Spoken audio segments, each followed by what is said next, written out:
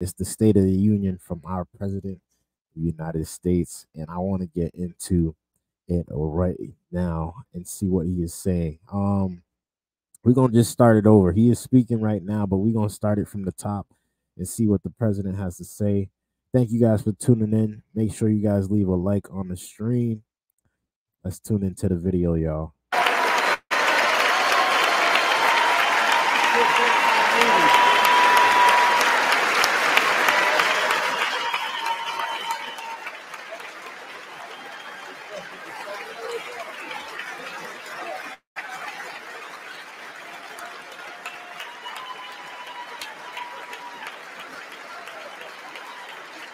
Tony.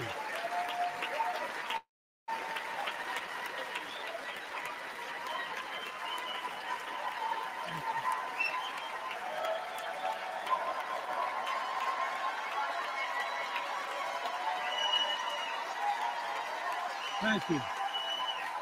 Biden has so much supporters, man. So much loyal fans, loyal people that is backing him all the way. I'm interested to see what he's going to say, man.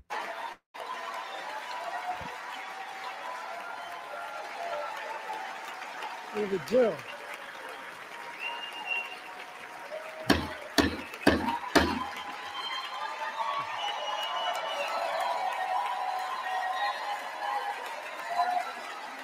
Good evening.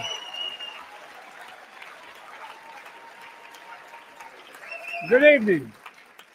If I were smart, I'd go home now.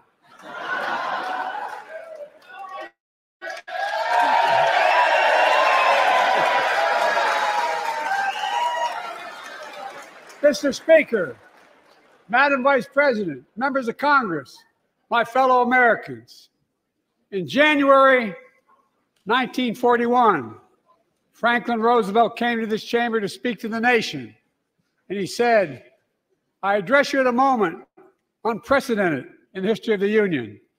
Hitler was on the march. War was raging in Europe. President Roosevelt's purpose was to wake up Congress and alert the American people that this was no ordinary time. Freedom and democracy were under assault in the world. Tonight, I come to this same chamber to address the nation. Now, it's we who face an unprecedented moment in the history of the Union. And yes, my purpose tonight is to wake up the Congress and alert the American people that this is no ordinary moment either. Not since President Lincoln and the Civil War have freedom and democracy been under assault at home as they are today. What makes our moment rare is that freedom and democracy are under attack both at home and overseas at the very same time. Overseas, Putin of Russia is on the march, invading Ukraine and sowing chaos throughout Europe and beyond. If anybody in this room thinks Putin will stop at Ukraine, I assure you he will not.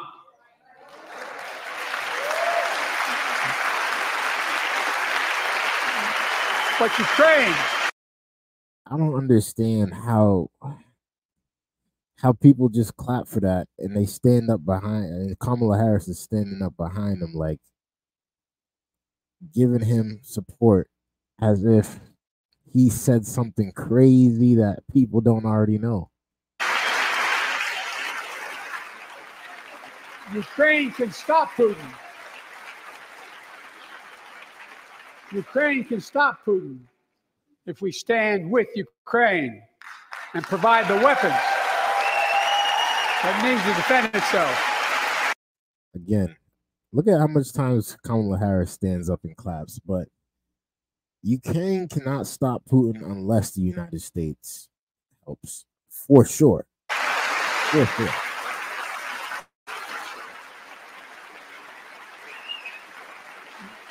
That is all. That is all Ukraine is asking. They're not asking for American soldiers. In fact, there are no American soldiers in war in Ukraine, and I'm determined to keep it that way. But now, assistance to Ukraine is being blocked by those who want to walk away from our world leadership. It wasn't long ago when a Republican president named Ronald Reagan thundered, Mr. Gorbachev, Tear down this wall. Now,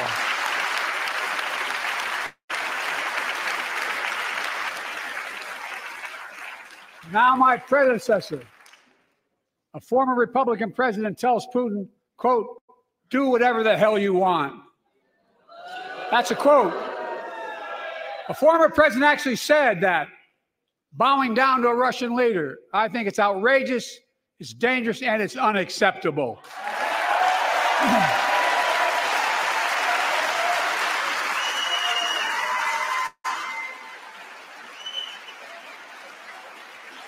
America. See all the Republicans sitting down.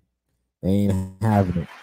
As a founding member of NATO, the military alliance of democratic nations, created after World War II to prevent war and keep the peace.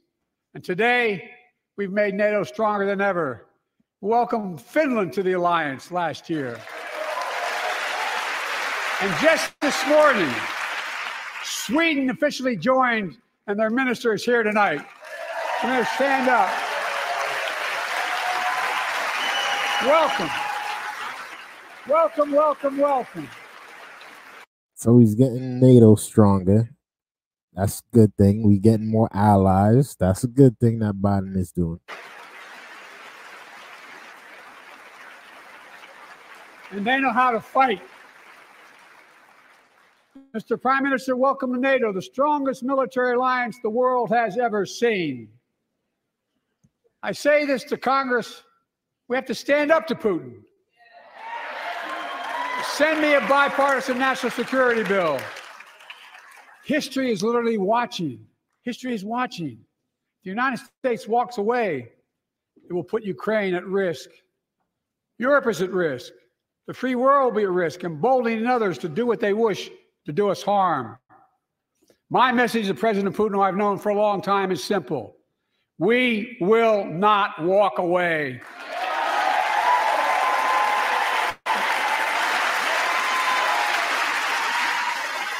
We want war. We will not bow down. We want war. I will not bow down. In a literal sense, history is watching. History is watching. Just like history watched 3 years ago on January 6th, when insurrectionists stormed this very Capitol and placed a dagger to the throat of American democracy. Many of you are here on that darkest of days. We all saw with our own eyes the insurrectionists were not patriots. That's where these Republicans messed up, man. If they hadn't had ran up in the January 6th election, protest, if they didn't run up in the courtrooms and in the state house and all that, this would never be a thing. They'd come to stop the peaceful transfer of power, to overturn the will of the people. January 6th lies about the 2020 election and the plots to steal the election posed a gravest threat to U.S. democracy since the Civil War. But they failed. America stood.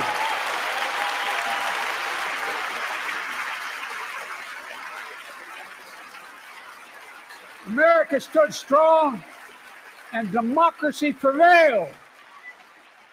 We must be honest. The threat to democracy must be defended. My predecessor and some of you here seek to bury the truth about January 6th. I will not do that. This is the moment to speak the truth and to bury the lies. Here's the simple truth. You can't love your country only when you win.